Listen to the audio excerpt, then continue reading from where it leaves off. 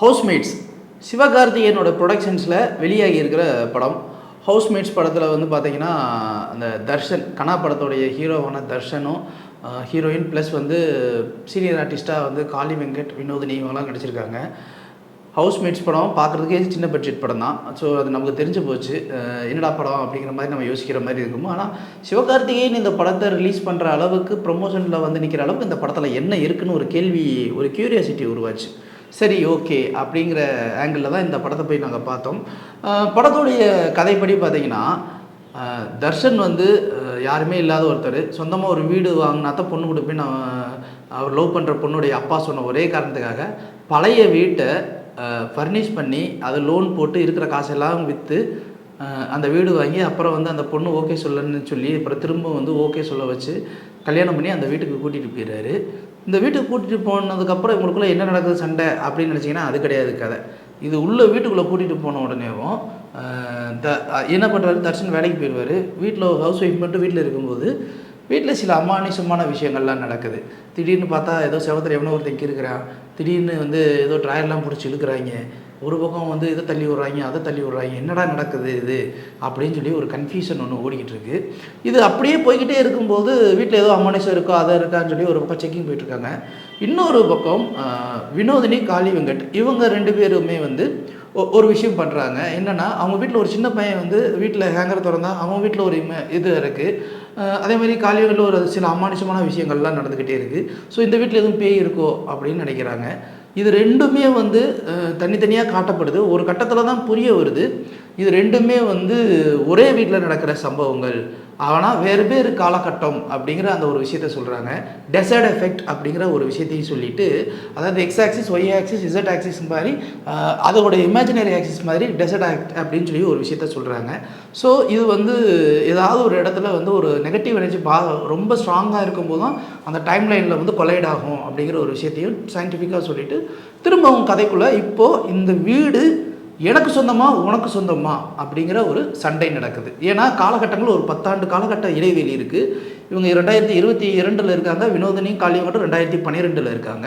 இப்போது இவங்க ரெண்டு பேர்த்துக்குள்ளேயும் இந்த ஒரே வீட்டில் நடக்கிற இந்த பஞ்சாயத்துனால ரெண்டு பேருக்குமே வந்து பர்சனல் லைஃப்பும் ஒர்க் லைஃப்பும் ரொம்ப சஃபர் ஆகிட்டே இருக்குது. இது என்ன காரணம், ஏது, இதை எப்படி ஷார்ட் அவுட் பண்ணுறாங்க, இந்த வீடு யாருக்கு சொந்தம் யாருக்கு சொந்தம் இல்லை அப்படிங்கிற ஒரு விஷயத்தை தான் காமெடியாகவும் எமோஷ்னலாகவும் எடுத்திருக்காங்க. பொதுவாகவே ஒரு படம் ஆடினும் போது நம்ம என்ன நினைப்போம்னா, என்னடா பட்ஜெட் படம் இந்த தேவைன்னா எடுத்து வச்சுருப்பாங்கடா அப்படின்னு நினச்சோம். இந்த படத்தோட இயக்குனர் வந்து ரொம்ப டீசெண்டாக டிக்னிஃபைடாக அழகாக ஒரு அப்ரோச் பண்ணி ஒரு படம் கொடுத்துருக்காரு. இந்த படத்தோடைய கதை வந்து யாருமே யோசிக்காத கதைன்னு எவனா சொன்னேன்னா அது பொய் பித்தலாட்டம். இந்த படத்தோடைய கதை மாதிரி ஆங்கிலத்தில் நிறைய படங்கள் வந்துருச்சு. அதுலேயுமே குறிப்பாக வந்து பார்த்திங்கன்னா தி அதர்ஸ்னு ஒரு படம், அந்த படத்தை வந்து பெட்டர் மார்க்ஸ்னு தமிழாக கூட தமிழில் பண்ணியிருப்பாங்க. அதோடைய ஐடியாலஜியை கொஞ்சம் எடுத்துக்கிட்டாங்க. அந்த ஐடியாலஜியோட விடாமல் மிராஜ்னு ஒரு படம் இருக்கும். மிராஜ்ன்ற ஒரு படத்தை தான் இயக்குனர் அனுராக் கேஷாப் இருக்கார் இல்லையா, அவர் வந்து ஹிந்தியில் வந்து அந்த படத்தை ரீமேக் பண்ணி அஃபிஷியல் ரைட்ஸ் வாங்கி ரீமேக் பண்ணியிருந்தார்.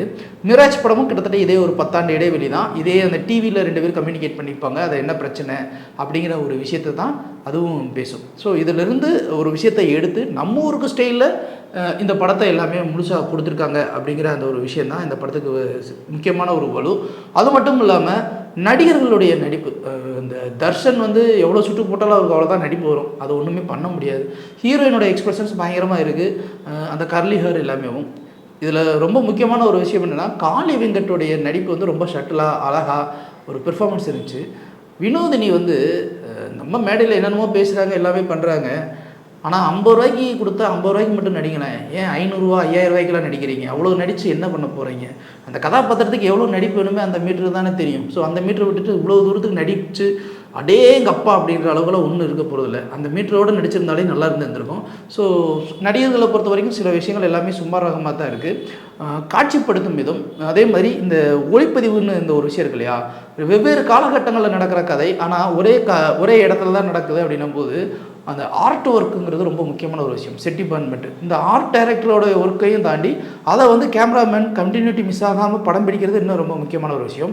கண்டினியூட்டி மிஸ் ஆகாமல் படம் பிடிக்கிறத காட்டிலும் எடிட்டர் வந்து இந்த ரெண்டு டைம் லைனையும் ஈஸியாக உட்கார வச்சு ரெண்டு பேருமே ஆடியன்ஸை புரிய வைக்கிற மாதிரி எடுக்கிறதுங்கிறது ரொம்ப ரொம்ப சேலஞ்சிங்கான ஒரு விஷயம்.